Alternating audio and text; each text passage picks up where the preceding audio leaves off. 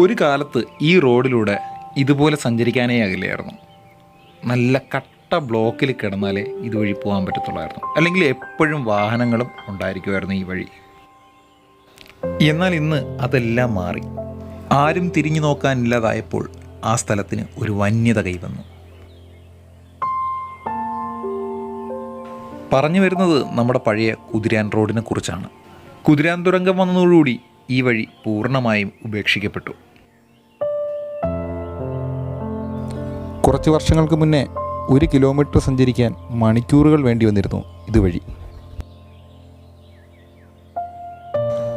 കുതിരാൻ തുരങ്കം വന്നതോടുകൂടി ഈ വഴിയിലൂടെയുള്ള യാത്ര പൂർണ്ണമായും ഇല്ലാതായി.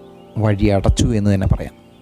ഇപ്പോൾ ഈ വഴിയിൽ ആനക്കൂട്ടങ്ങൾ മേഞ്ഞു നടക്കുന്നൊരു കാഴ്ചയാണ് നമുക്ക് കാണാൻ കഴിയുന്നത്, പകലും രാത്രിയുമൊക്കെ.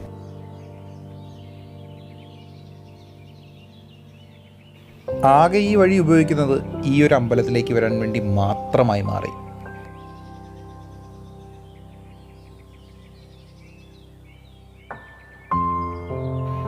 ഒരു കാലത്ത് തൃശ്ശൂരിൽ നിന്നും പാലക്കാടിലേക്ക് പോകുന്ന വഴിക്ക് രാജപ്രൗഢിയോടെ തലയുയർത്തി നിന്ന ഒരു അമ്പലമായിരുന്നു ഇന്ന് ആരോരും തിരിഞ്ഞു നോക്കാനില്ലാതെ കാടിനുള്ളിൽ ഒറ്റപ്പെട്ട് കിടക്കുന്നത്.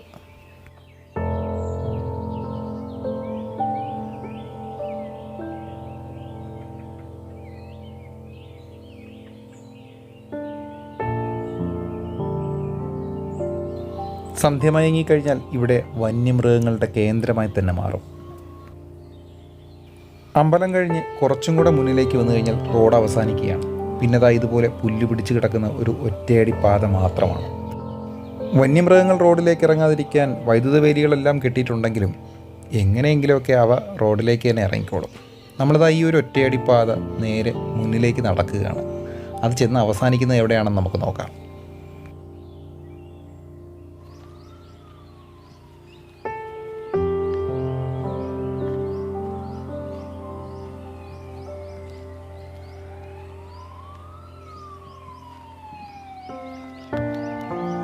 തൃശ്ശൂരിൽ നിന്ന് പാലക്കാടിലേക്ക് പോകുന്ന വഴിക്ക് കാണുന്ന കുതിരാൻ തുരങ്കത്തിൻ്റെ മുൻവശത്തേക്കാണ് ഈ വഴി ചെന്ന് അവസാനിക്കുന്നത്.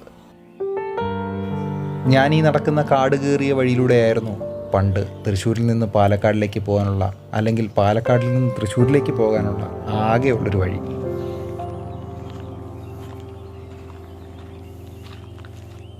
കുതിരാൻ തുരങ്കത്തിൻ്റെ മുകളിൽ ആനയുണ്ടെന്ന് പറഞ്ഞു കഴിഞ്ഞാൽ നിങ്ങൾക്ക് വിശ്വസിക്കാൻ പറ്റുമോ? മച്ചാട് റേഞ്ചിൽ നിന്ന് പീച്ചി റേഞ്ചിലേക്ക്, അതായത് കുതിരാൻ തുരങ്കത്തിൻ്റെ മുകളിലൂടെയാണ് കാട്ടാനകൾ സ്വൈരവിഹാരത്തോടു കൂടി ഇനി ഇറങ്ങുന്നത്. അപ്പോൾ നല്ലൊരു വനത്തിനകത്തൂടെ, വനത്തിന് യാതൊരുവിധ ദോഷവും വരാതെയാണ് നമുക്ക് ഈ കുതിരാൻ തുരങ്കം നിർമ്മിച്ചു തന്നിരിക്കുന്നത്.